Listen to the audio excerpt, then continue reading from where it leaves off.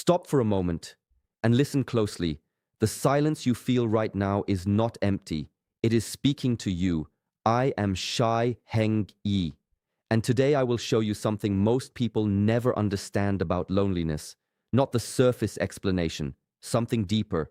Something that has been quietly shaping your life without you even realizing it. There is an ancient teaching within Shaolin tradition. It says that before a warrior is trusted with strength, he is first tested with solitude. Not for days, sometimes for years. No recognition, no validation, only stillness. Why? Because in that silence, the mind begins to reveal its true nature. The fears rise, the attachments weaken, and something unexpected begins to form. Clarity. Loneliness feels endless when you are inside it, but nothing in this world is permanent. Every phase moves, every state transforms. What feels like isolation is often a hidden transition, not a punishment, not a dead end. In this video, you will understand why this phase has entered your life, what it is slowly building within you, and why sooner than you think, everything is about to change. Not by luck, not by chance, but by alignment. Most people escape this stage too early, and because of that, they repeat the same patterns again and again. But those who stay, those who observe, they come out different. So stay with me until the end, because what you are experiencing right now may not be what you think it is. Welcome to Heng Yi Chronicles. Subscribe and begin the journey inward. Noise is not always sound. Sometimes it is the weight of other people's thoughts living inside your mind. In Shaolin training, a warrior is not immediately taught how to fight. He is first taken away from distraction, away from praise, away from influence. This separation is not rejection, it is refinement. There is an old practice where a student is left alone for long periods, with no guidance except observation. At first, the mind resists, it searches for stimulation, it replays conversations, it clings to identity, but slowly something begins to change. The borrowed voices start to fade. When you are constantly surrounded by people, you do not notice how much you are absorbing. Their fears become your hesitation. Their habits shape your behavior. Their confusion clouds your direction. You begin to live a life that feels busy, but not truly yours. Solitude interrupts this pattern. In the quiet, you return to your original state, not the version shaped by expectation, but the one beneath it. Your thoughts become clearer, your reactions slow down. You begin to observe instead of immediately responding. And in that space, something rare appears, awareness without influence. This is why solitude is not punishment, it is alignment. A warrior must first understand his own mind before he can move with purpose. Without this understanding, every action is uncertain, every decision is influenced. But when the mind becomes still, direction becomes natural. True connection does not begin when you meet others. It begins when you stop losing yourself in them. And only in that stillness can you finally hear who you really are. Stillness can feel deceptive. On the surface, it appears as if life has paused, as if nothing is moving forward. Days pass quietly, no major changes, no visible progress, and yet, beneath that calm surface, a deeper transformation is unfolding. In ancient practice, growth was never measured by noise or speed. It was observed in silence. A student would sit, breathe, and repeat the same simple disciplines every day. No applause, no recognition. But over time, the change became undeniable, not because it was seen immediately, but because it was built patiently. Mindfulness teaches that the most powerful shifts happen where the eyes cannot see. Your patience begins to stretch. Situations that once disturbed you no longer carry the same weight. Emotional reactions that used to rise instantly now pause, soften, and pass. You begin to notice your thoughts instead of being controlled by them. This is not a sudden breakthrough, it is a quiet refinement. This is the silent upgrade. It does not announce itself, it does not seek validation, it simply reshapes you from within. Your energy becomes steadier, your presence becomes calmer, and without effort, people begin to feel the difference, not because you are trying to be noticed, but because you are no longer seeking to be. There is a discipline in this process, a willingness to continue without immediate reward, to trust that even in stillness, something meaningful is being formed. Ancient teachings remind us that what grows slowly roots deeply. You are not becoming louder, you are becoming clearer. And in that clarity, you stop chasing attention, because your presence begins to carry a quiet strength that naturally draws the right kind of connection. Attachment often disguises itself as connection, but in truth, it is dependence wearing a familiar face. It says, I need you to feel complete. And in that need, something within you begins to shrink.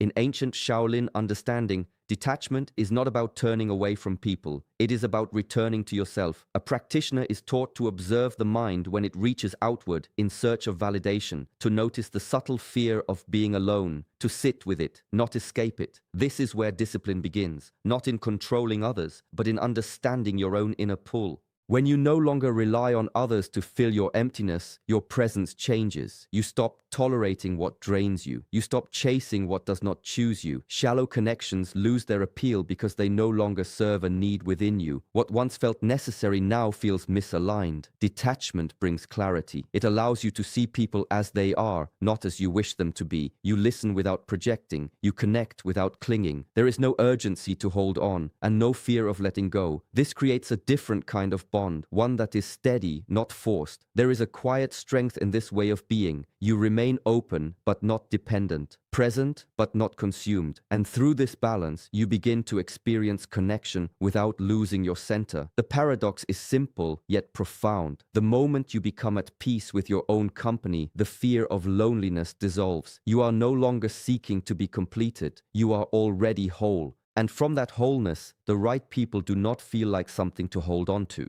They feel like something that naturally stays. There is a moment in inner training that cannot be forced. It arrives quietly, almost unnoticed. One day, you realize you are no longer reaching outward in the same way. The urgency fades, the constant searching softens. What once felt like effort begins to feel like ease. In ancient discipline, this shift was seen as a sign of alignment, not something gained from the outside, but something uncovered within. A practitioner who once chased outcomes begins to trust the process. Instead of pushing forward with tension, he moves with awareness. Instead of demanding results, he creates the conditions for them to arrive. You begin to notice this within yourself. Situations that once triggered quick reactions now meet a steady mind. You listen more, you speak less. Your presence becomes grounded, not because you are trying to control it, but because you are no longer controlled by everything around you. This change is subtle, but it carries weight. People may not understand it, but they feel it. There is a calmness in your energy that does not seek approval, a quiet confidence that does not need to prove itself. And this creates space for something more genuine to enter. You are no longer chasing connection from a place of lack. You are allowing it from a place of balance.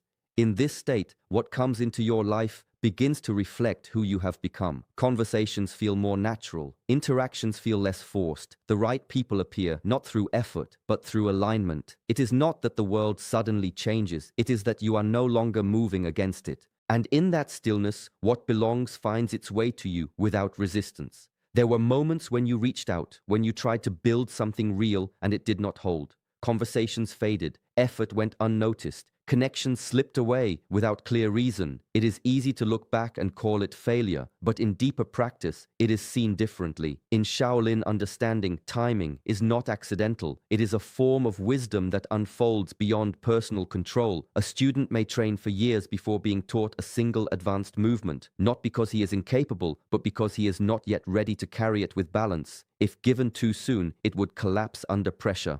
Human connection follows the same principle. Just like a seed cannot bloom before its season, neither can a relationship take root before the inner ground is prepared. You may have had the desire before, even the intention, but the foundation within you was still forming. Without that stability, anything built would have remained fragile. This is where perspective shifts. What did not work was not a rejection of your worth. It was protection from premature alignment. Each experience, even the ones that felt empty, was shaping your awareness, teaching you what to recognize, what to avoid, what to value. Now something within you has changed. Your understanding is deeper, your presence is steadier. The need to force connection has softened into the ability to recognize it. The 27th to 28th moment is not about sudden miracles. It represents a quiet turning point, an energetic readiness, a state where you are no longer trying to become ready, you already are. And when readiness meets the right moment, what once felt distant begins to move closer, naturally, without strain. There is a quiet expectation many carry within them, The hope that one day someone will arrive who understands everything without explanation, someone who stays, who supports, who fills the spaces that feel uncertain. And so much of life is spent waiting. But in the path of personal mastery, this waiting is gently challenged, not with harshness, but with truth. A practitioner is taught early that dependence weakens clarity. If your stability relies on another person, then your center is never truly your own. So the training turns inward. You begin to learn how to sit with your emotions without escaping them. When restlessness appears, you observe it. When sadness rises, you hold it without immediately seeking distraction. This is discipline, not in control, but in understanding. Over time, your reactions become responses, your confusion becomes awareness.